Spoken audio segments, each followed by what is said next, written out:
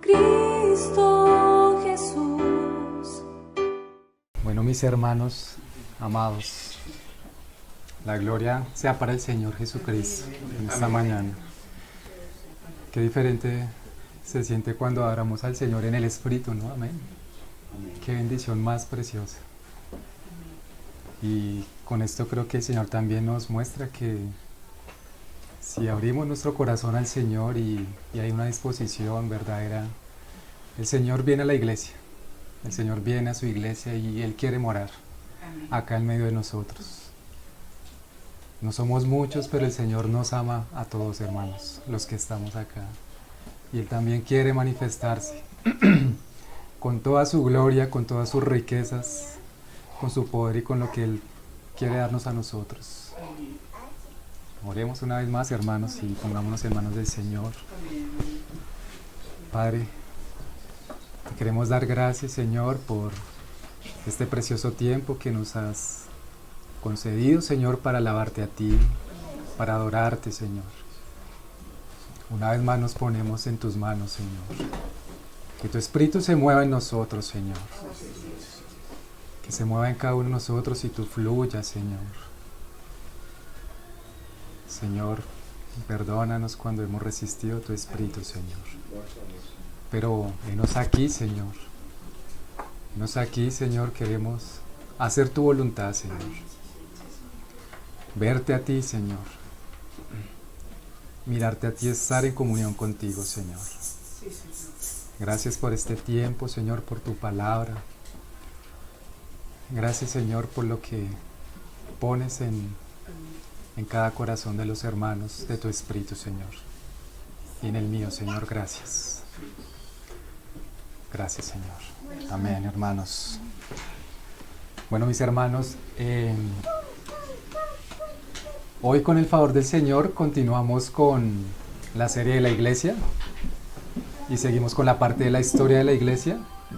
Hoy vamos a tocar algo que tal vez para muchos es conocido, para otros no tanto, pero también es un pilar elemental, hermanos, en la historia de la iglesia.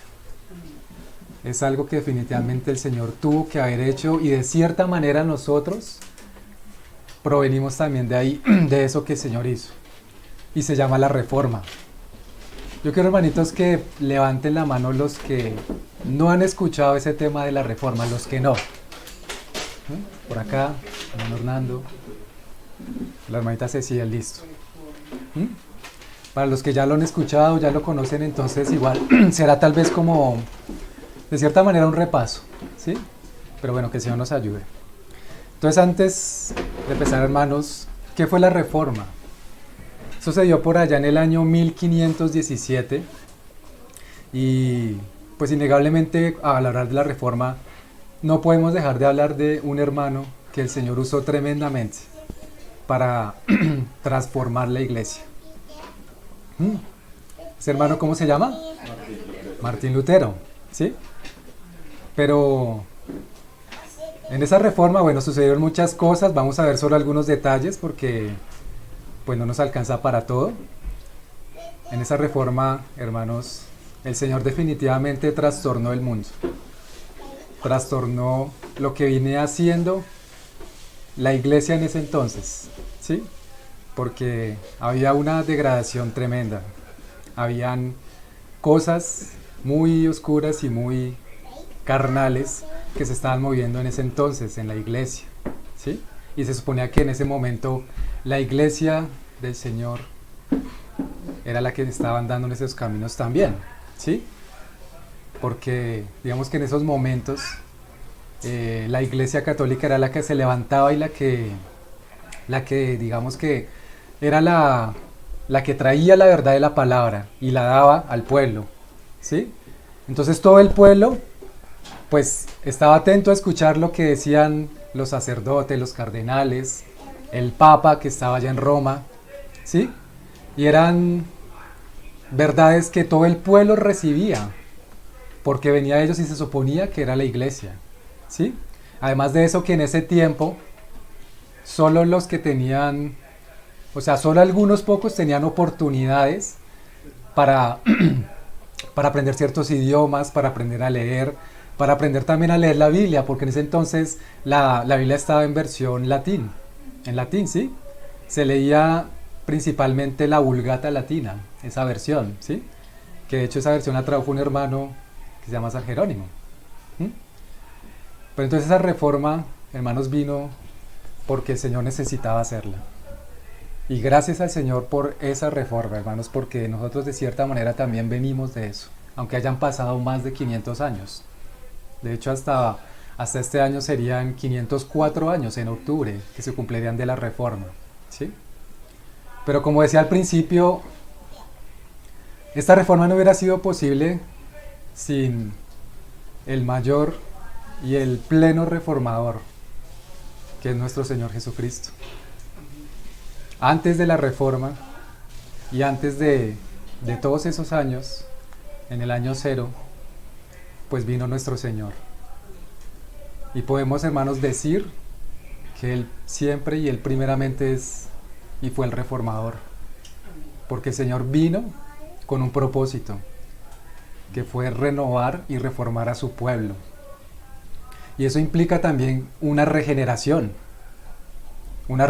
desde el corazón. Y esa reforma de cuando estuvo Martín Lutero pues no hubiera sido posible si el Señor Jesucristo no hubiera venido. Hubiera sido imposible. Hubiera sido solo cosa de hombres. Pero el Señor vino, hermanos, y el Señor fue el primer reformador y el primero interesado obviamente en su pueblo y el que vino a establecer su reino. ¿Sí? Y eso es lo primero que tenemos que ver. Si recordamos, hermanos, en ese tiempo del Señor Jesucristo ya había también mucha corrupción en el pueblo de Israel, ¿cierto? Las tribus estaban dispersas, los fariseos dirigían, estaba el sumo sacerdote, pero todo era por obras, ¿no? Todo era en la carne, todo era con cualquier propósito menos de darle la gloria a Dios, ¿sí? Como la palabra nos dice, a ellos les encantaban los primeros lugares en las sillas, en las plazas, las salutaciones y muchas de las cosas que hemos leído también en los evangelios que practicaban pues los fariseos, ¿no? Entonces el Señor tenía que venir también con ese propósito, con esa obra de salvación, a reformar a su pueblo. Entonces yo quiero que vayamos ahí, hermanos, a Marcos, inicialmente Marcos capítulo 7.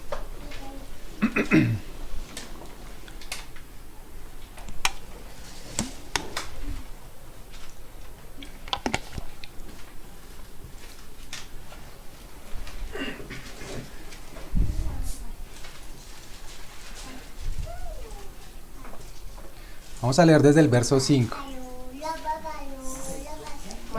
Verso 5. Este pasaje, hermanos, de cierta manera nos resume en gran manera lo que había en el corazón de los israelitas, de los fariseos. ¿Sí? Aquí podemos ver, digamos, qué era realmente lo que el Señor venía a destruir, venía a cambiar y venía a trastornar. Dice la palabra ahí, le preguntaron pues los fariseos y los escribas, ¿por qué tus discípulos no andan conforme a la tradición de los ancianos, sino que comen pan con manos inmundas? ¿Qué pasaba acá? Que los discípulos del Señor estaban comiendo pan, no se lavaban las manos, entonces ya estaban empezando los fariseos a cuestionarlos de que por qué no se lavaban las manos antes de comer. O sea, ¿sí? Comían con manos inmundas. Y esto es uno de los tantos mandamientos que los fariseos quisieron establecer como doctrinas de hombres, pero no de Dios. Entonces en este mismo instante aún le dieron la oportunidad al Señor para que los confrontara. Y el Señor responde. Respondiendo Él les dijo, hipócritas, bien profetizó de vosotros Isaías como está escrito, este pueblo de labios me honra, mas su corazón está lejos de mí. Pues en vano me honran enseñando como doctrinas mandamientos de hombres. Porque dejando el mandamiento de Dios os aferráis a la tradición de los hombres. Y esto es algo, hermanos, que en el tiempo de la Reforma no era diferente. También habían aferraciones a cosas de hombres, también habían tradiciones, también habían dogmas establecidos por humanos que querían poner por encima de la doctrina de Dios. ¿sí? Y como le decía ahorita, el pueblo, en ese entonces de la Reforma, como carecía de acceso al estudio, carecía de acceso a la lectura, no era diferente, hermanos, lo que se vivió en este tiempo cuando el Señor habló esta palabra, que lo que se vivió por allá en el año 1517, 1512, ¿sí? Era la misma corrupción, hermanos, la corrupción del corazón, ¿sí? Aquí había un pueblo que quería tener una vanagloria y un poder. Había un pueblo que quería establecerse para los demás, pero a favor de ellos mismos, dejando de lado a Dios.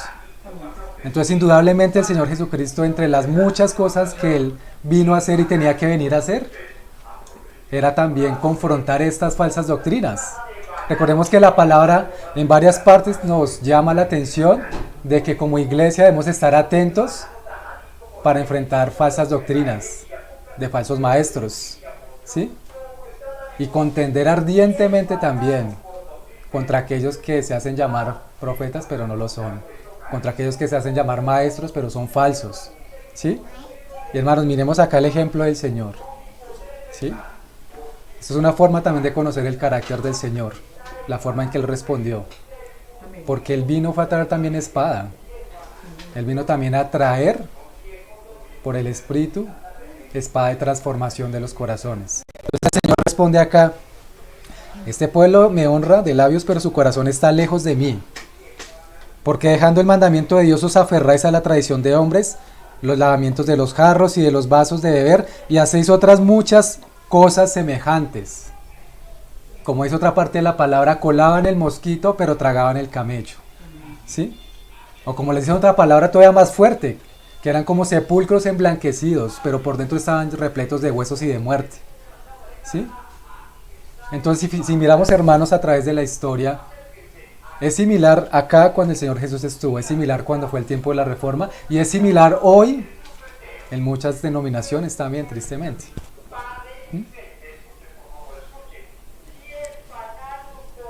Entonces, dice el Señor, les decía también, bien invalidáis el mandamiento de Dios para guardar vuestra tradición. Y miren, hermanos, lo serio esta palabra, invalidando el mandamiento de Dios para guardar la tradición de los hombres, ¿sí?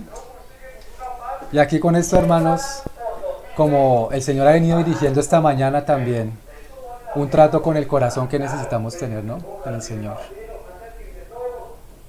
No es algo de afuera, es del corazón, ¿cierto? Es la circuncisión del corazón la que el Señor nos llama a que tengamos.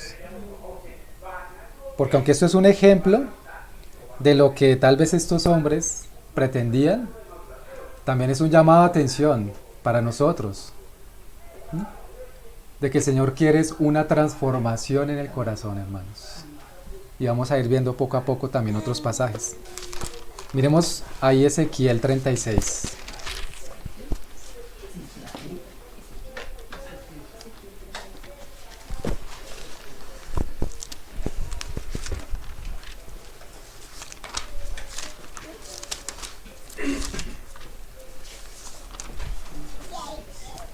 Desde el 25.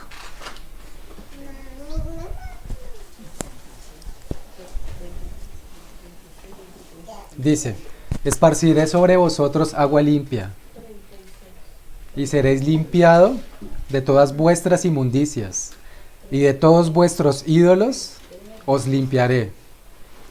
Os daré corazón nuevo y pondré espíritu nuevo dentro de vosotros, y quitaré de vuestra carne el corazón de piedra, y os daré un corazón de carne, y pondré dentro de vosotros mi espíritu, y haré que andéis en mis estatutos y guardéis mis preceptos y los pongáis por obra. ¿Cuántas cosas podríamos extraer acá de este pasaje, hermanos? Porque este pasaje no es que sea solo para el nuevo creyente o para el que sea inconverso. ¿Será que nosotros ya tenemos completamente un corazón de carne?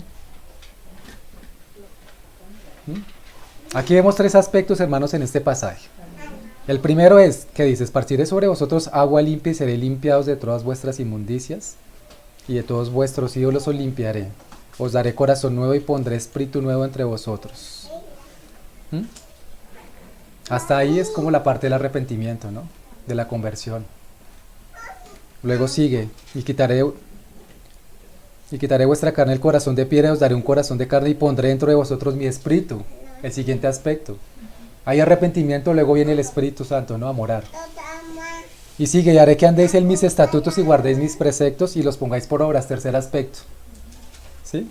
No es lo contrario. Si nos devolviéramos, tal vez era lo que querían hacer también estos hombres en ese tiempo. ¿Sí? Los sacerdotes y los fariseos, los ancianos. ¿Sí? Intentar andar en los estatutos, en los preceptos y las obras de Dios, pero sin Dios, sin el Espíritu. Y sabemos, hermanos, que eso es imposible. El Señor acá nos muestra también con claridad. Primero, es un corazón de carne. ¿Sí? Y aunque nosotros, hermanos, ya somos convertidos, ya somos del Señor, es necesario que nosotros miremos nuestro corazón, como el Señor también nos estaba hablando hoy en las alabanzas y en las oraciones. ¿Será que nuestro corazón ya es completo de carne, hermanos, o tal vez hay pedacitos ahí de piedra? Recordemos la palabra que dice en Hebreos 4:12. La palabra de Dios es viva y eficaz, más cortante que espada de 2 filos. Pero si yo cojo esa espada de la palabra y voy a quebrar y traspasar ese corazón de piedra, ¿será que se quiebra? ¿O se queda ahí? La palabra se quiebra. Si es de piedra el corazón. Si es de piedra, hermanos, no hace nada. Aunque sea la palabra del Señor, tiene que haber un corazón de carne. Tiene que haber arrepentimiento y un corazón dispuesto. En el corazón de carne, si se pasa la espada, ¿qué pasa? Entra y traspasa. En el de piedra no. Yo pensaba que el martillo, disculpe hermano que me interrumpa, el martillo como el martillo va tan duro y el corazón de piedra es tan duro, yo pensaba que era la forma de poder partir el corazón de piedra y hacerlo carne, pensé yo. Sí, pero digamos acá, enfocándonos acá en este pasaje, donde el Señor nos está diciendo que esparcirá sobre nosotros agua limpia, que es su palabra. Seremos limpiados de todas nuestras inmundicias. Y luego dice que nos dará un corazón nuevo. ¿Sí? Ciertamente nosotros ya somos regenerados. ¿Sí? Pero eso no implica también, como lo hemos hablado muchas veces, que el arrepentimiento quedó solo en la primera vez. Cuando creímos en el Señor y ya se terminó, no, hermano. El arrepentimiento es constante. Constante. Si no hay un arrepentimiento constante, el corazón se va a endurecer. ¿Sí? Si no hay una oración constante, si no hay comunión constante, si no hay lectura de la palabra constante y comunión con Dios, pues el corazón se endurece. ¿Sí? Se endurece. Sale como una costra, ¿no? Hasta tal punto que puede llegar hasta cauterizarnos también, la conciencia. Entonces, ahí la palabra, aunque es viva y eficaz, recordemos, hermanos, que el Señor tiene su palabra y Él es fiel con su palabra. Pero en su palabra también Él está diciendo que a nosotros nos dio esa libertad y esa responsabilidad que implica lo que ya hemos hablado varias veces. ¿Sí? Y si hay un arrepentimiento constante, entonces también nuestro corazón pues será de carne. Recordemos, hermanos, también que una cosa es que nosotros tengamos el Espíritu y lo tenemos, y otra cosa es la llenura del Espíritu. ¿Sí? Y acá el Señor entonces nos está diciendo, y os daré un corazón de carne y pondré dentro de vosotros mi Espíritu. Y luego haré que andéis en mis estatutos, preceptos y pongáis por obra. ¿Sí? Entonces con el Espíritu del Señor podemos ser fieles y obedientes a Él. ¿Sí? Amén. Pero entonces volviendo acá al tema de lo que estamos hablando del corazón, el Señor necesitaba hacer esto también en su pueblo. Aunque muchos no le recibieron, otros muchos sí se dispusieron. ¿Sí? De los judíos, de donde el Señor predicaba. Y por eso al Señor también le era necesario hacer estas confrontaciones. Muchos las recibieron, otros antes se apartaron, porque no tenían cabida en su corazón para la palabra de Dios, sino que se apartaban porque amaban más sus tradiciones, lo que significa que amaban más su pecado. ¿Sí? La palabra también nos dice, sin santidad nadie verá al Señor. Bienaventurados los limpios de corazón, o los puros de corazón, porque ellos verán a Dios. Si hay un corazón puro, le veremos al Señor. Pero si no lo hay, si hay un corazón de piedra, ¿será que le veremos? No le veremos. Entonces esto pasaba en estos momentos también. ¿Sí?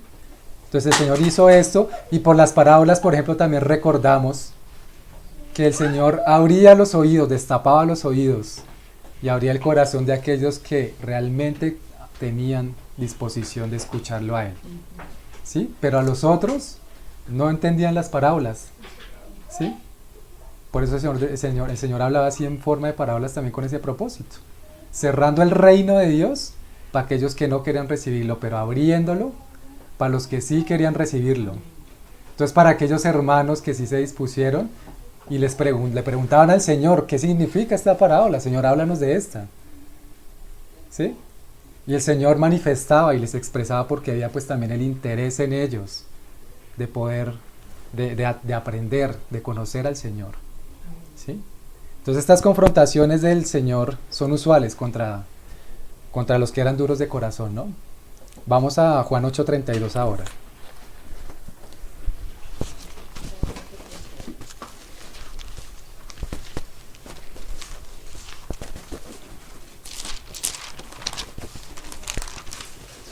Hermanito, yo no anoté bien la cita de que se le guste meter la buena. 36:25, hermano. 36. Este capítulo de Juan 8 igual es otra confrontación que el Señor le hizo a los judíos. Y si recordamos, hermanos, acá también el Señor manifestaba de quienes eran ellos hijos, ¿sí? Que ellos decían que solo tenemos un padre y es Abraham, ¿sí? Vuestro padre es Abraham. Ellos intentando justificarse también porque venían del linaje en la carne de Abraham, ¿sí? Y el Señor les decía, si fuera de vuestro padre Abraham, las obras de él también las harían. Y creerían en mí, porque Abraham también habló de mí, dice el Señor, ¿no? Y luego dice por al final, antes que Abraham fuese, yo soy. Y fue cuando no soportaron la palabra y la sabiduría de Dios que quisieron apedrearlo. Y dice ahí al final de ese capítulo que el Señor pues escondió y salió del templo y atravesando por el medio de ellos se fue, pues porque no era su momento. Pero me enfatizo ahí en el verso 32.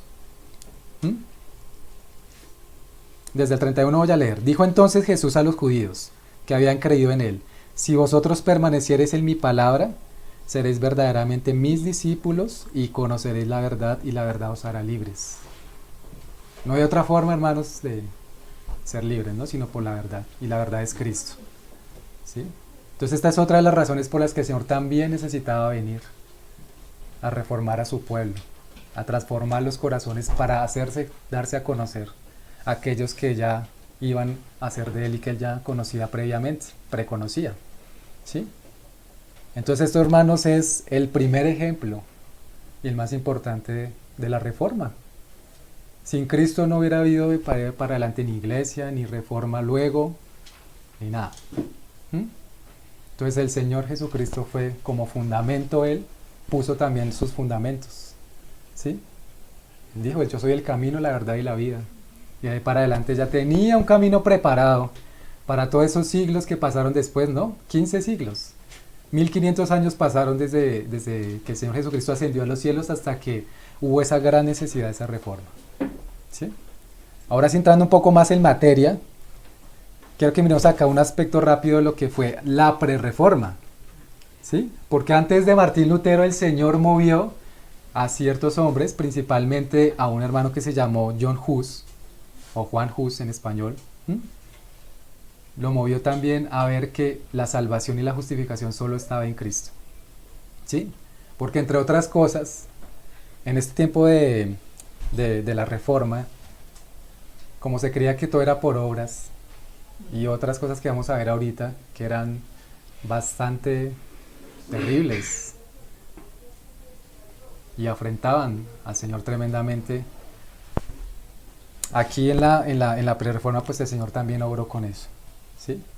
Entonces este hermano John Hus se le llama el padre de la reforma. Él estuvo más o menos por el año 1372, casi que 200 años antes de Martín Lutero. ¿Sí? Entonces, ¿qué pasó con él? Por allá en 1390 él quiso ingresar a la universidad. En ese tiempo igualmente los que ingresaban a la universidad y todo eran como los que tenían más medios, ¿sí? Pero él quería ingresar con un propósito, y era el de que después de que le dieran el grado, le entregaran como ¿cómo se dice? La investidura de sacerdote, porque en ese tiempo pasaba eso. Alguien que se graduaba de la universidad también se graduaba de sacerdote. Pero él no se graduaba de sacerdote con el propósito de servir al Señor, sino porque él veía cómo los sacerdotes en ese tiempo, los católicos, vivían cómodamente, tenían buen dinero, ¿sí? No les faltaba nada, no vivían en la pobreza, y él se interesó por eso, ¿sí? Entonces él era, de por sí, digamos, estos hermanos que el Señor usa así, digamos que tienen una mente muy aguda, ¿sí? Tienen, digamos, el Señor los capacita también por poder identificar cosas. Entonces dentro de eso también, hasta que él no leyó las Escrituras, pues su vida no fue transformada. Él entró, digamos, pensando en eso, no, yo quiero ser sacerdote para vivir una buena vida. Pero al momento de que empezó a leer las Escrituras, se vio confrontado, pues ahí ya el Señor empezó a hacer una obra. Habrán muchos detalles acá con él, pero no me voy a detener ahí. Lo que quiero que veamos es esto, que él fue como el padre de la prerreforma, y tal vez el que inspiró también la reforma, en cierta manera, el que el Señor utilizó para generar la reforma, ¿sí? Entonces, en medio de toda la vida de John Hus, él también más adelante, ya cuando predicaba a Cristo, porque ciertamente era un hombre que no se callaba, hermanos. Así le dijeran lo que le dijeran en el pueblo, porque obviamente había persecución, tenía enemigos, él seguía manifestando la palabra. Él seguía firme en el Señor, predicando el Evangelio. Y se dedicó a eso. Tal vez cantidad de sermones él habrá hecho en toda su vida. Y hablaba y hablaba y hablaba del Señor. Y claro, seguramente muchos se convirtieron al Señor. Y dentro de ese tiempo también que había pasado, él lo mandaron a una parroquia, ¿sí?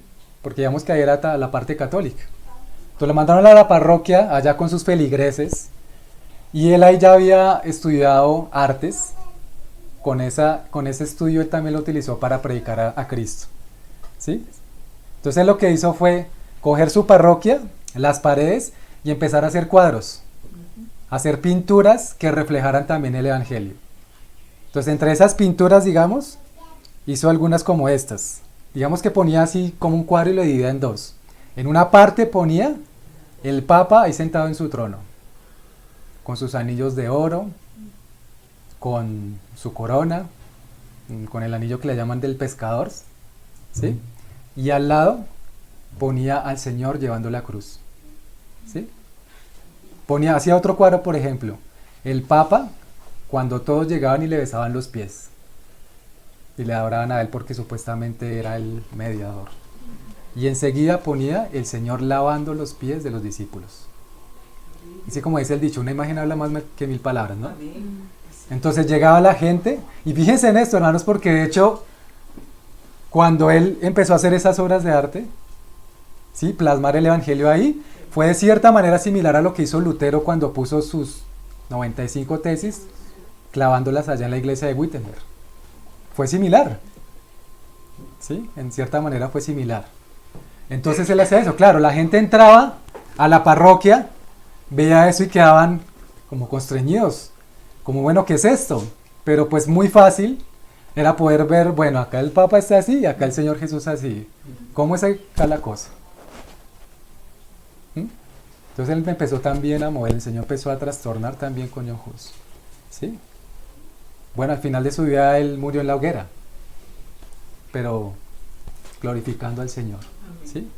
Ahora pasamos por allá, ahora sí al año 1500 con Martín Lutero.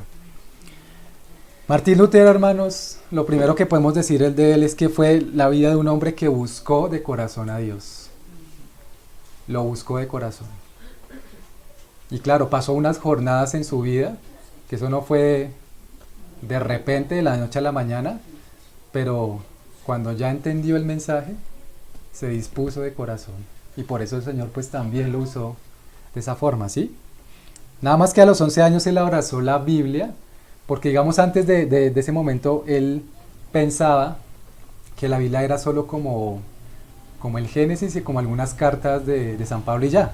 Él no sabía que la Biblia era tan grande, que tenía tantos libros. Entonces en ese momento cuando él pudo verla, a sus 11 años, quedó constreñido, porque no la conocían. Ahí empezó el Señor a orar, ¿sí? ¿Qué pasó más adelante cuando él ya era grande, ya entró a la universidad? Pues porque el papá de él quería que estudiara Derecho. Él entró a estudiar Derecho, abogacía, ¿sí? Pero en su corazón algo había que no lo dejaba, no lo dejaba, no lo dejaba. Y en ese momento, digamos que había un pensamiento en las personas y era de que cuando llovía y cuando habían muchos truenos, era que el Señor estaba hablando y estaba enojado por algo, ¿sí? Entonces, ¿qué pasó? Martín Lutero hubo un momento que tuvo un viaje a caballo, ¿sí? Iba a cierto lugar y cayó una tormenta muy fuerte, con rayos y todo, y él estaba muy asustado porque entonces estaba entendiendo que el Señor quería otro camino para él, ¿sí? Entonces ahí como que se arrepintió, como que hizo votos, pero ahí, digamos, en ese momento todavía no había visto a Cristo y no le había recibido porque no le conocía, ¿sí? Entonces por allá oró a una santa, no recuerdo el nombre, Santa Anita, algo así, y entonces se dispuso ahí para entrar en un convento, como monje, ¿sí? Él creía que ese era el camino. Entró como monje ahí, ¿sí? Y ahí igual todos los días, intentando buscar la salvación. Ayunaba, se flagelaba, se confesaba. La historia dice que hubo, de todas las confesiones que él hacía, hubo un día en que se confesó pues con otro de los monjes y duró, creo que fue 7 o 11 horas confesando todos un listado de pecados que no sé la memoria de él que él tenía, pero para haber durado todo ese tiempo, que creo que fueron como 140 y pico de pecados o más. Y se confesaba y volvía al ratico otra vez porque había cometido otro pecado. O sea, su corazón estaba tan reargüido, sí, su conciencia que decía, no eres salvo, no eres salvo. Y entonces él pensaba que ese era el camino. Y se quebrantaba y hacía una cosa, hacía la otra, pues tanto que hasta se flagelaba, pero pues nada de eso era, ¿sí? Entonces así fue pasando. En ese momento allá donde estaba él en el convento había una biblioteca, y en esa biblioteca había una Biblia de la misma, la Vulgata Latina, y él pues, el Señor se la puso ahí. Entonces empezó a leerla, y claro, para él fue mucha alegría eso. Empezó a devorar la Biblia, ¿sí? Pero ahí el Señor, digamos que hasta ahora le está empezando a mostrar ciertas cosas, todavía no lo de la justificación, ¿sí? Entonces leía y leía, y era tanto el punto que él pasaba, digamos, horas leyendo las Escrituras, y eso también es ejemplo para nosotros, hermanos, de cuánto tiempo nosotros estamos pasando leyendo, ¿sí? Él era un hombre que oraba las Escrituras, podía pasar tal vez horas, día y noche, leyendo, ¿sí?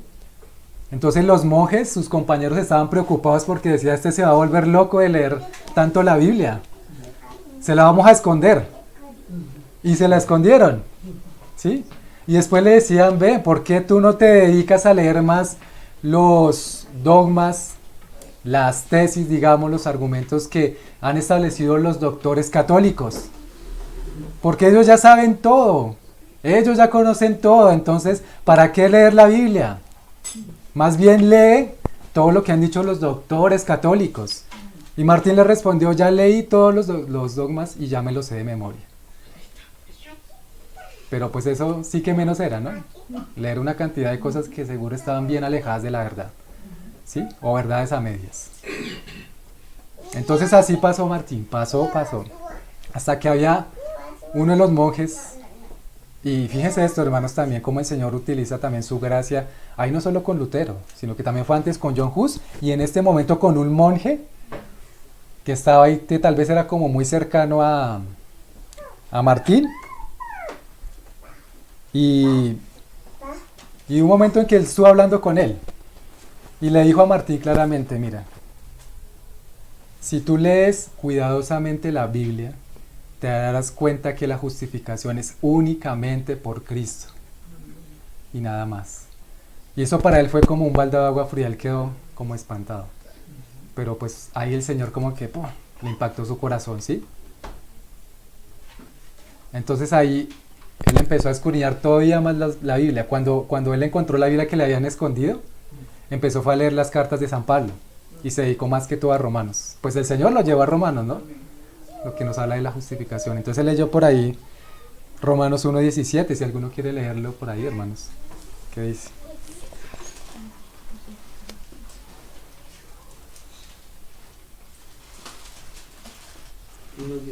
Romanos 1:17, hermano.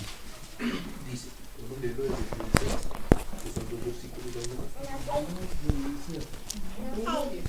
sí, hermano, la Biblia es del 16. del 16 y 17 dice, porque no me avergüenzo del Evangelio, porque es poder de Dios para salvación a todo aquel que cree, al judío primeramente y también al griego. Porque en el Evangelio la justicia de Dios se revela por fe y para fe, como está escrito, mas el justo por la fe vivirá. Mas el justo por la fe vivirá. Esa parte fue la que más impactó a Martín Lutero. Porque después de lo que le ha hecho el monje, y él ya empezando a entender cosas, y viendo eso dijo, mas el justo por la fe vivirá. ¿Qué es lo que significa esto? ¿Qué será esto? Y como era tan aplicado leyendo las escrituras, pues él no se quedó solo con eso. Como de pronto a veces nos pasa a nosotros, hermanos, que podemos leer por encimita y ya, y listo, ¿sí? Una cosa, hermanos, recordemos que es leer la Biblia y otra cosa es estudiarla. Podemos leer que es pasar así, chun, chun, chun, chun, listo, ya leí, ya cumplí mi idea. Otra cosa es detenerme. Así sea en un solo pasaje, hermanos, pero creo que es importante decir esto, hermanos, si el Señor nos detiene en un pasaje de la palabra, así nosotros tengamos programado decir, voy a leer hoy 3 capítulos, no sé, de Juan, pero si el Señor nos detiene en un pasaje, hermanos, detengámonos ahí, porque el Espíritu Santo nos quiere llamar la atención en algo en ese pasaje. Y si seguimos, hermanos, la lectura de lleno, estamos resistiendo al Espíritu, porque entonces el Señor no pudo formar tal vez eso que quería formar en nosotros con ese solo pasaje. Hermano, no se trata de leer, no sé, 5 o 10 veces la Biblia al año. Si la leemos y ya. Se trata es de que el Señor nos hable al corazón y nos quiebre el corazón. Y eso fue lo que Martín Lutero hizo también, ¿sí? Mas el justo por la fe vivirá. Y él se detuvo ahí, seguramente meditando mucho y orando mucho al Señor, pidiéndole que le diera revelación de ese pedacito. Mas el justo por la fe vivirá, y después de todo Romanos, ¿no? Bueno, pasó así, él siguió leyendo, siguió devorando la Biblia y eso. Entonces llega por allá el año 1509, él ahí ya se había graduado de la universidad, ¿sí? Él vive en Alemania, ¿no? Entonces en 1509 ingresa a la Universidad de Wittenberg, eso es allá en Alemania, a enseñar filosofía, porque era como lo que él había estudiado, ¿sí? O sea, se cambió de derecho y en el convento estudió fue filosofía. Entonces ahí fue a enseñar filosofía por recomendación de, creo que allá de otros monjes, que eran también más conocidos, pero su corazón siempre estaba con la Biblia, su corazón siempre estuvo con el Señor. Él llegó allá a enseñarles a sus estudiantes acerca de filosofía, pero terminaba hablándoles de la Biblia. Y les hablaba, y ellos se interesaban también porque él tenía también ese don para enseñar y para predicar, y él transmitía eso también. El Señor lo tenía pues para eso, ¿sí? Entonces en ese momento también ocurrió que digamos que un monje también conocido de la universidad, que era también como más bien como influencia, ¿sí? Como de los más conocidos, un día pasó por ahí por el salón donde estaba él enseñando y se quedó escuchándolo. Y para él fue tan impactante también el sermón de Martín Lutero, que él dijo en sus adentros, este hombre va a trastornar la Iglesia Católica, porque su doctrina está disertada solamente en la palabra. Y un monje seguramente sin haber conocido de Cristo, pero ahí profetizó. Y así fue, hermanos. Entonces, ¿qué pasó más adelante? Ahí Martín entonces seguía hablando también. Bueno, hermanos, ahorita que me acuerdo también, hay una película, ¿no? De Martín Lutero, y de hecho es muy buena, es recomendable. La que es larguita, dura como 2 horas. Es bueno que la vean porque esa película nos ayuda a afirmar esto que estamos viendo hoy. Creo que se llama así nomás Martín Lutero, ¿no? Así se llama. Entonces por allá en el año 1511, Martín lo enviaron a Roma a ver al Papa y a cumplir una encomienda. Como él ya se estaba dando a conocer, ya lo veían como, ¿sí? Alguien digamos que respetable y eso, entonces ahí en medio del catolicismo lo mandaron a Roma. A ver al Papa, entonces él estaba muy emocionado, voy a ver al Papa, mejor dicho. Y como para él, digamos, aún todavía el Señor ahí estaba también empezando a tratar y por eso lo envió a ese viaje. Ahí entonces él pensaba que definitivamente el Papa sí era la majestad, sí era el mediador y él estaba supremamente contento. ¿Qué pasó? Que cuando llegó a Roma y empezó a ver las cosas, hermanos, se pegó la decepcionada más grande de todas. Empezó a ver, por ejemplo, sacerdotes que contrataban prostitutas para llevárselas ¿sí? Y otras que al frente del Vaticano estaban ahí para ofrecerse y venderse a los sacerdotes. Y en Roma, en el Vaticano, donde se hizo la Basílica de San Pedro. ¿Mm? Entonces él empezaba a preguntarse, ¿pero qué es esto? ¿Qué es lo que yo estoy viendo? ¿Sí? Pero bueno, siguió. Entonces, como él también fue allá, y digamos era como por costumbre de que los que visitaban allá Roma, sacerdotes, tenían que presidir una misa. ¿Sí? Entonces, las misas duraban máximo 10 minutos para las personas, y las hacían de 10 minutos porque costaban mucha plata. Plata que le sacaban a los pobres, a cristianos, a hermanos, que por su ignorancia pues lo hacían y pagaban. ¿Sí? Entonces, cuando le tocó el turno a Martín Lutero de dar la misa, alguien se le acercó por detrás y le dijo en susurro, despáchalo rápido, sácalo rápido de acá. Y él se quedó así también pensando. Y seguro fue otra de las cosas que el Señor también usó para que él pudiera entender cuál era la realidad ya que se vivía en Roma con el papado. ¿Mm? Bueno, pasó así entonces. En Roma, mientras él estuvo allá también, las personas acostumbraban a subir de rodillas unos escalones para pagar sus penitencias. Porque como también se creía que los sacerdotes podían absolver de pecados, entonces muchos daban la penitencia. ¿Sí? Ve y subes tantos escalones, oras no sé cuántos Padres Nuestros, Ave María seguramente. ¿Sí? Cualquier parecido con la realidad hoy en catolicismo, pues no es coincidencia. ¿Sí? Entonces Martín, allá también, bueno, había supuestamente un escalón dentro de esos, como al final o algo así, donde estaba el escalón donde el Señor Jesús estuvo con Poncio Pilato, el día que lo estaban juzgando. ¿Sí? Entonces, como ellos eran llenos de todas estas cosas, entonces ese escalón se suponía que cuando la persona llegaba ahí, de rodillas, tenía que besarlo, porque era el escalón donde se ha puesto de pie el Señor Jesucristo. Cuando él terminó de subir de rodillas y iba a besar el escalón, hubo una voz que le dijo: Martín, el justo por la fe vivirá. Romanos 1:17. Entonces ahí la otra vez volvió a quedar espantado y salió corriendo. ¿Sí? Entonces miren, hermanos, cómo el Señor fue poco a poco cerrándole el camino y mostrándole el camino a Lutero. Pero esto, hermanos, no fue solo para Lutero. Vuelvo y digo, nosotros de cierta manera venimos de la Reforma también. ¿Sí? Llámenle algunos protestantes, llámenle otros como le quieran llamar, pero el Señor, gracias al Señor, obró por este hombre para reformar la iglesia porque se necesitaba. ¿Sí? Y a nosotros esto también nos debe hablar, hermanos. El justo por la fe vivirá. El justo por la fe vivirá, porque aquel que es nacido de nuevo es nacido del Espíritu. Somos nacidos de nuevo, hermanos.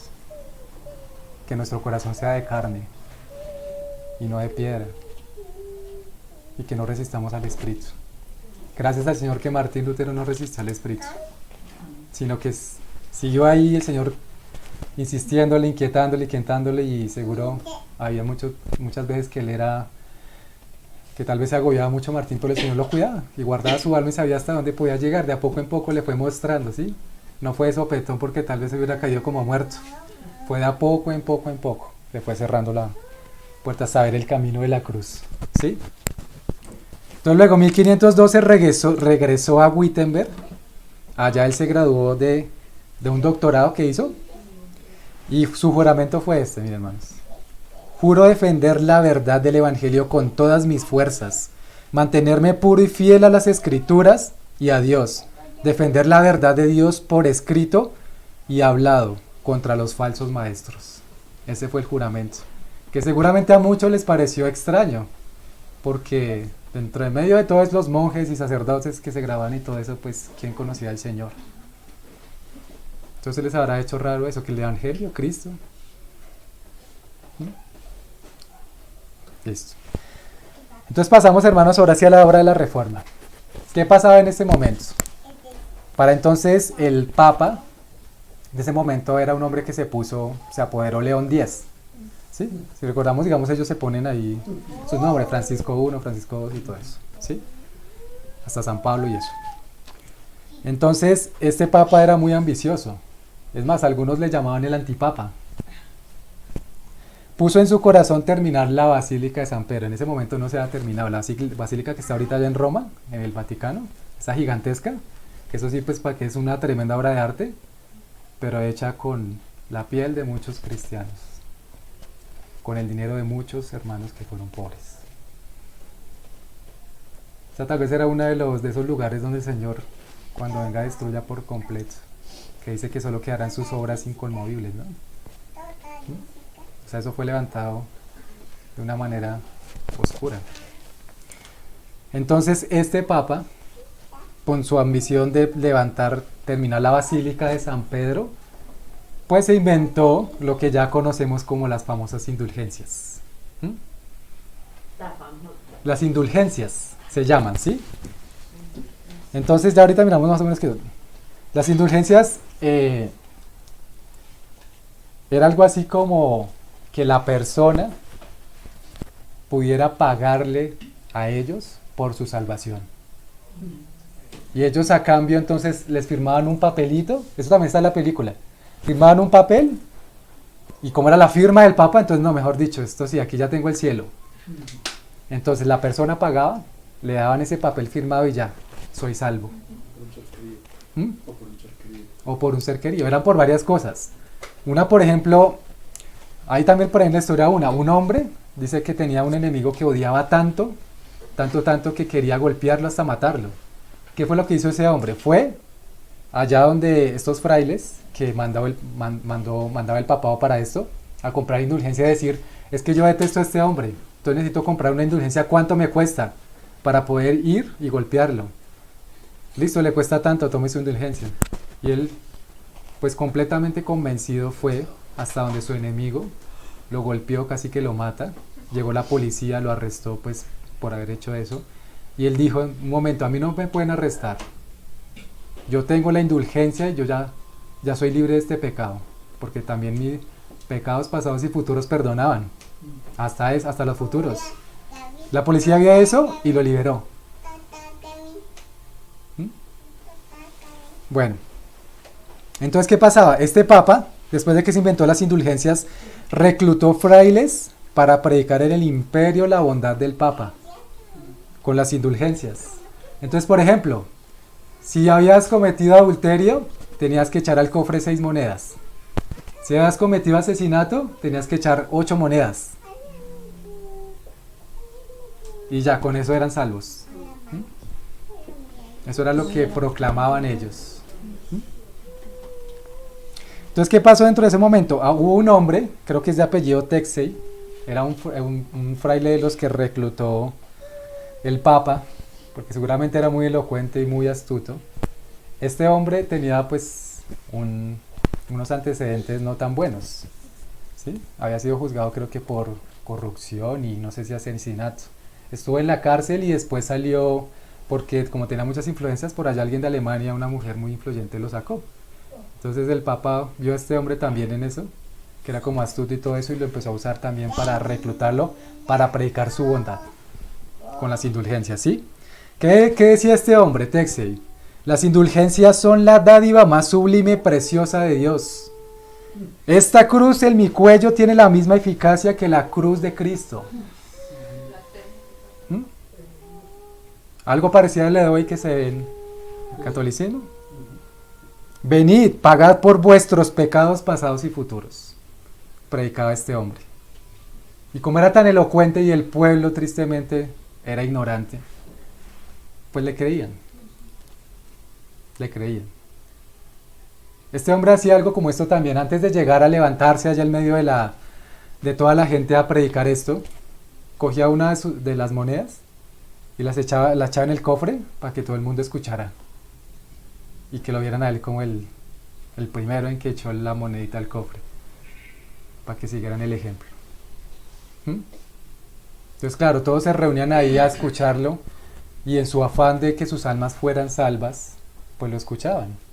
¿Sí? Ahora hay algo irónico en esto, y es que cuando el Papa reclutó a estos frailes, incluyendo a este hombre, les hizo hacer un voto de honestidad para que no se llegaran a robar lo que cogían en el cofre.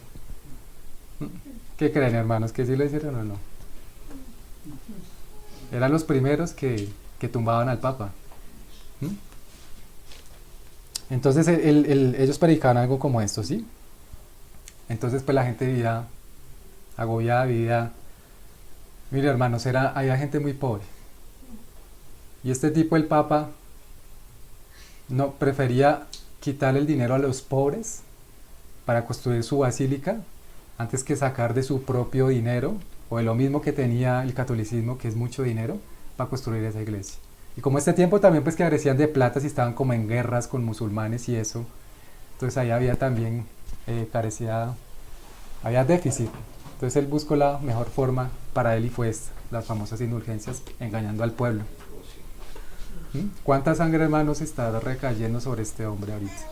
Y sobre estos frailes. Entonces así pasaba, muchas personas engañadas, ¿sí? Entonces llega ahora sí el momento crucial de esto. El Señor había hecho ya un trabajo muy precioso con Martín Lutero. Y esta fecha es importante, hermanos, que nos la grabemos. 30 de octubre de 1517. 30 de octubre de 1517. Lutero se encaminó decididamente a la catedral de Wittenberg, y en la puerta principal clavó las 95 tesis o argumentos en contra de las indulgencias. ¿Será que no era un hombre lleno del Espíritu? ¿Será que él tuvo temor del Papa o en ese momento que lo iban a echar a la hoguera? Y fíjense, hermanos, que el Señor lo guardó. Y él, aunque estuvo muchas veces amenazado de que lo iban a llevar a la hoguera o a ejecutarlo, no fue ejecutado. El Señor no dejó que lo ejecutaran. Él no fue mártir. Como si lo fue, por ejemplo, John Hus, el que fue el padre de la Reforma. ¿Sí? Entonces él llegó decididamente y clavaba ya las tesis. Tesis son como argumentos. Entonces ponía número 1 tal, número 2 tal, ¿sí? Aquí tengo algunas nomás, hermanos. Igual, el que quiera ir leerlas o eso, pues en internet se encuentra muy fácil, las 95 tesis. Dice, por ejemplo, la número 5. El Papa no quiere ni puede remitir culpa alguna. De una confrontando al Papa. La número 27. Ustedes predican que tan pronto la moneda cae en el cofre, el alma sale del purgatorio. Número 28. Lo que sucede es que aumenta la ganancia y avaricia de vosotros los clérigos. No fue el mismo espíritu, lo mismo que hizo el Señor Jesús, hermanos. Lo que leímos ahorita en Marcos, ¿no? El Señor confrontaba a estos hombres que creían tener la justicia. El Señor por eso dijo, de labios me honra, pero su corazón está lejos de mí, porque se aferran más a tradiciones de hombres. ¿Sí? Y Martín, teniendo el Espíritu Santo, pues fueron las palabras similares. ¿Sí? La número 36. Cualquier cristiano que se arrepienta de sus pecados tiene ya el perdón sin necesidad de indulgencias. Eso, hermanos, imagínense si no le dio alivios a muchos cuando llegaron ahí a misa, a esa catedral. ¿Sí? Todo esto tomó mucho revuelo, de hecho. Eso ahí casi que inmediatamente se empezaron a hacer muchas copias de esas tesis y a distribuirse por muchas partes, porque esto cobró un revuelo tremendo, pues hasta el punto que llegó a Roma. ¿Sí? Porque allá como en Roma, entonces consideran ellos que este frailecito, este monjecito que fue el que usó el Señor para trastornarlos y reformar la iglesia. La número 32 dice, serán eternamente condenados junto con sus maestros aquellos que crean estar seguros de su salvación mediante una carta de indulgencias. Hermanos, y acá por eso nosotros también estamos llamados a ser sal y luz. ¿Sí? Con los que están, tal vez, que sí aman al Señor, pero que no le conocen. Y que siguen de pronto allá en este movimiento pagando misas y cosas de este tipo. Que el Señor nos ayude también con esto, hermanos, y a orar también por ellos para que los saque de ahí. ¿Sí? Como ha sacado a muchos hermanos también de eso. 33. Hemos de cuidarnos mucho de aquellos que afirman que las indulgencias del Papa son el inestimable don divino por el cual el hombre es reconciliado con Dios. Hemos de cuidarnos mucho. Y ahí estaba seguramente hablando especialmente este hombre Texi, que era ahí el más astuto predicando esta cosa de las indulgencias, ¿sí? Entonces, bueno, así pasó entonces, hermanos. ¿Sí? Y esta fue la fecha tal vez más crucial y la que debemos dar también gracias al Señor, porque Él usó para que reformara su iglesia. ¿Sí? Ahí pasaron ya después varias cosas y eso, pero ya son detalles que, como les dije ahorita, podemos ver en la película. Entonces bueno, aquí hay otra cosa, y es que después de todo esto también Martín, digamos cuando leía Romanos 5.1, ese ya lo leímos, ¿no? ¿Cierto? ¿Sí? 5.1. No. Que tenga por ahí, hermanitos, lo leen. Leímos fue el 1.17, ¿no? 16, 17.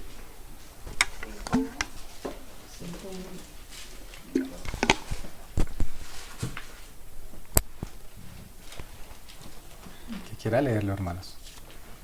Justificados pues por la fe, tenemos paz para con Dios por medio de nuestro Señor Jesucristo. Amén. Entonces estas palabras también impactaron el corazón de Martín Lutero.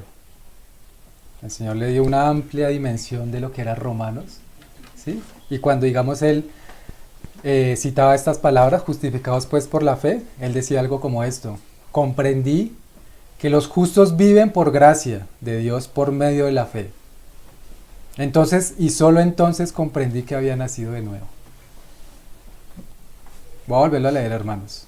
Comprendí que los justos viven por gracia de Dios por medio de la fe. Entonces, y solo entonces comprendí que había nacido de nuevo.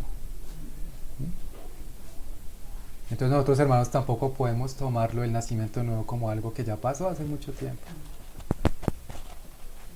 Tenemos que comprender muchas cosas, hermanos, también. Porque la base de nuestra fe también acá recae en la justificación en nuestro Señor Jesucristo. Si de ahí, digamos, estamos tal vez entendiendo a medias, a media verdad y medio mentira, por engaño de nuestro corazón o por lo que sea, hermanos, pues de ahí para adelante también vamos a tener una falsa teología. La justificación tiene muchas implicaciones, hermanos, y muchas cosas para meditar en el corazón. Muchas, hermanos. No podemos pensar nosotros que porque ya fuimos salvos y nacidos de nuevo, entonces ya eso ya me lo sé. La palabra del Señor es infinita, hermanos, es eterna.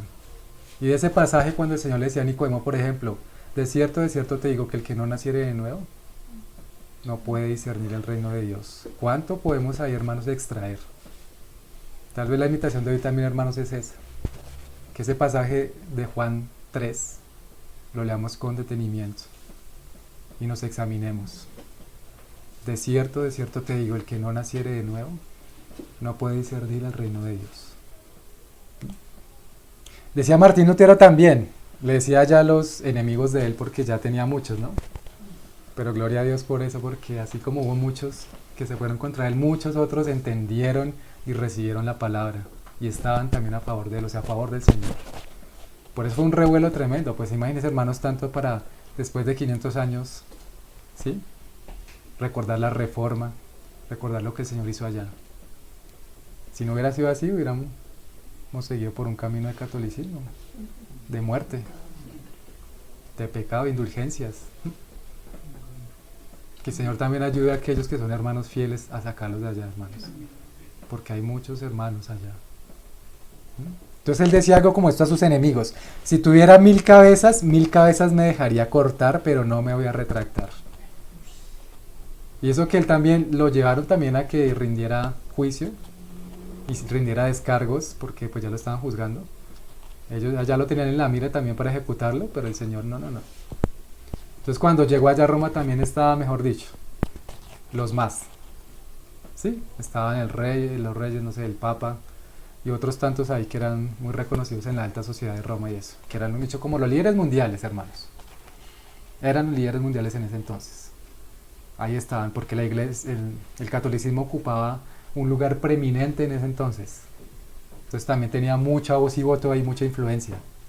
¿Sí? Entonces claro, el Papa era el primero que quería a Martín muerto, pero no pudo. Entonces él decía esto. Y tal vez estas palabras creo que fue las que dijo ya cuando estuvo ahí en todo el concilio. ¿Sí? ¿No pasó, hermanos, con Esteban también cuando fue apedreado? ¿No pasó con Pedro también, con los apóstoles cuando fueron también al concilio, con Pablo? Pero no se retractaron, hermanos. Que se nos lleve ese espíritu también de conocerle primero a Él, ¿no?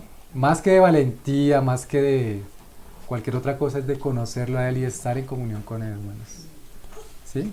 De que en nuestro corazón el Señor nos hable, hermanos, como hoy nos ha venido hablando a través de la reunión. ¿Sí? Al corazón quebrantado. ¿Sí? Ahorita recuerdo un salmo, hermanos, creo que es el 51. Vamos a ver si es el que...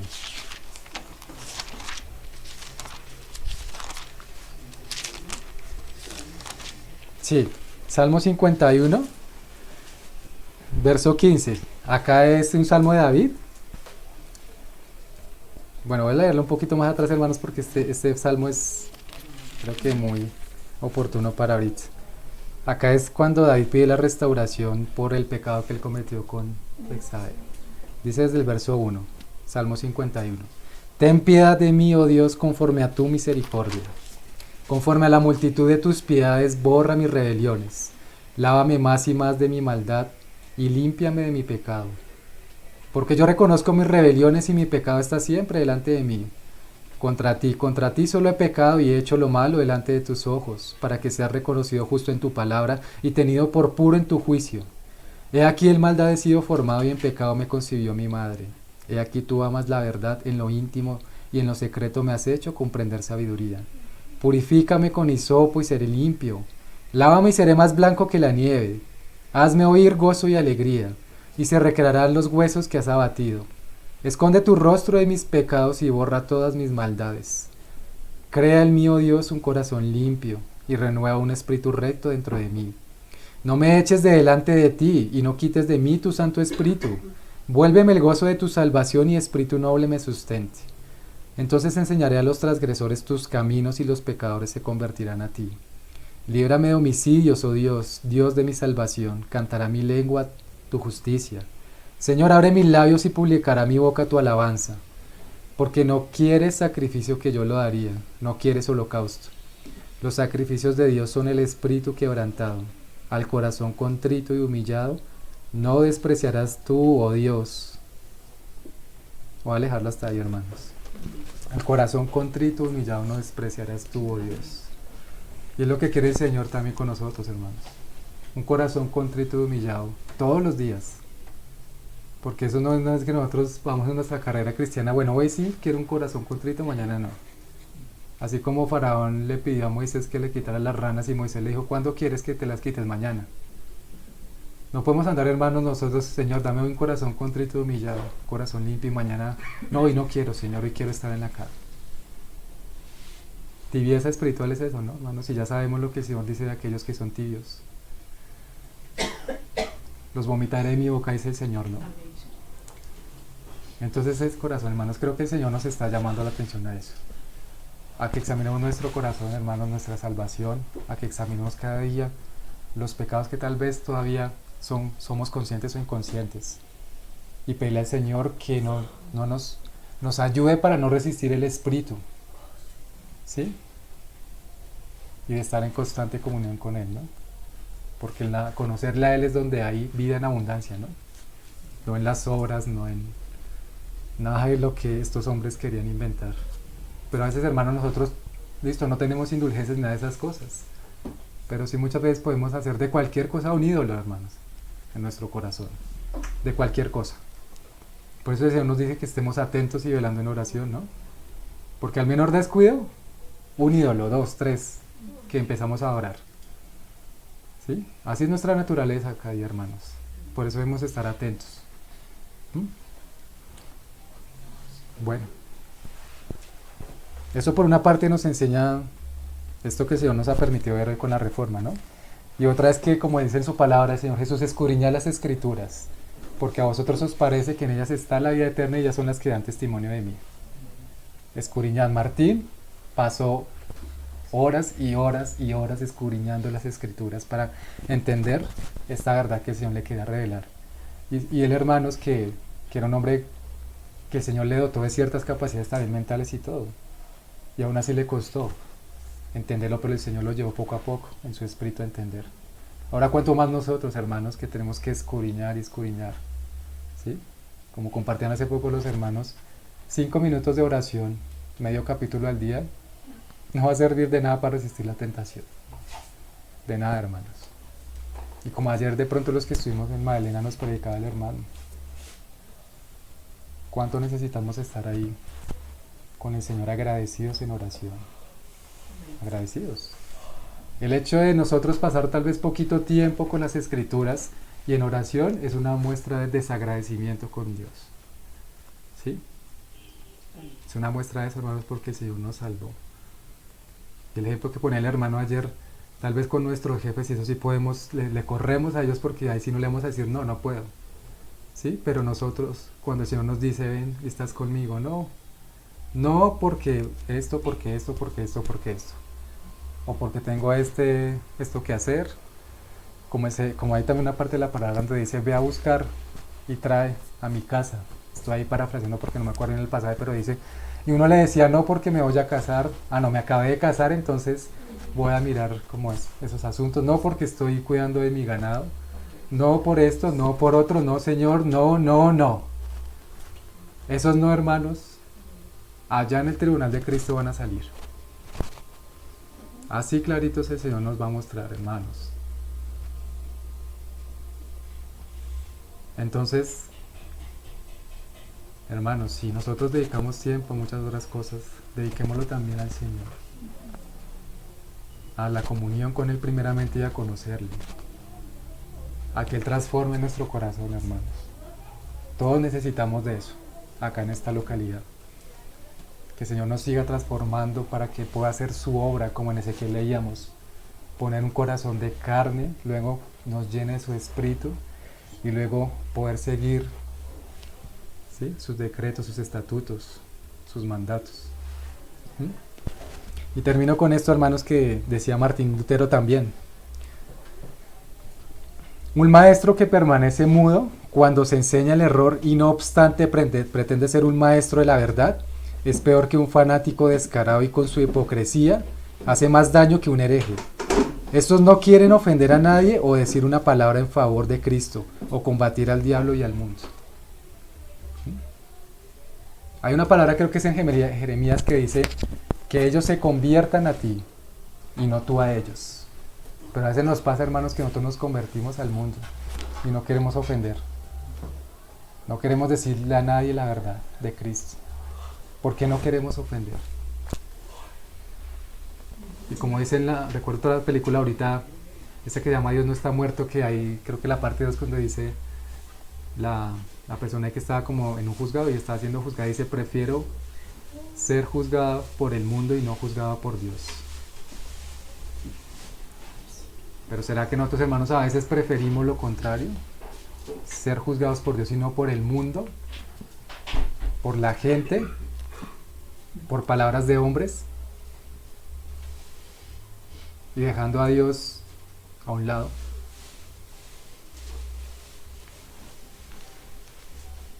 Y esto también decía o estableció Martín, hermanos, un principio fundamental llamado las 5 solas. Las 5 solas, dice: solo Cristo, solo Escritura, sola fe, sola gracia, solo para la gloria de Dios. Las 5 solas, hermanos, que también es bueno que las recordemos. Oremos, hermanos, démosle la gloria al Señor.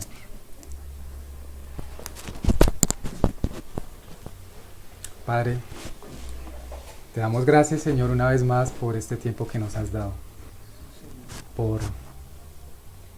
Porque es un privilegio, Señor, que tú nos tengas reunidos. Gracias por tu palabra, Señor.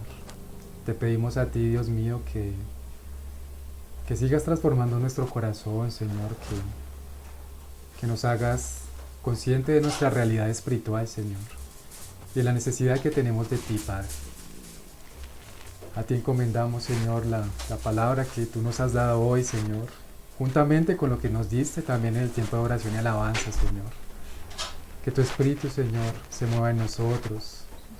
Que nos guíe, Señor, para no resistir tu Espíritu, Señor, sino para recibirlo completo, Señor. Perdona, Señor, nuestras afrentas a ti, Señor.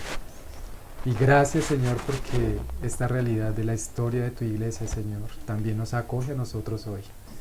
Esta realidad preciosa, Señor, donde tú utilizaste a nuestros hermanos Yolocuz, Martín Lutero, Señor, y otros tantos, Señor, para reformar tu iglesia, Señor.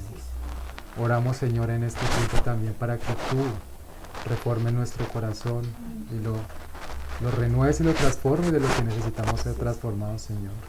Pero también oramos, Señor, por nuestros hermanos que están en denominaciones, Señor, donde es la misma historia, Señor, tal vez que vivimos con las indulgencias, pero expresada de otra manera, Señor. Denunciamos, Señor bendito, todos aquellos falsos maestros que se levantan allí en el púlpito, Señor, solo para extraer ganancia deshonesta, Señor. Los denunciamos, Señor, y oramos para que tú, Señor, saques a nuestros hermanos de allí, Señor. Los lleves a tu comunión, Señor, los lleves a tus pies, Señor, como un día hiciste también con nosotros, Señor. Gracias te damos, Padre, en el nombre de Cristo Jesús. Amén.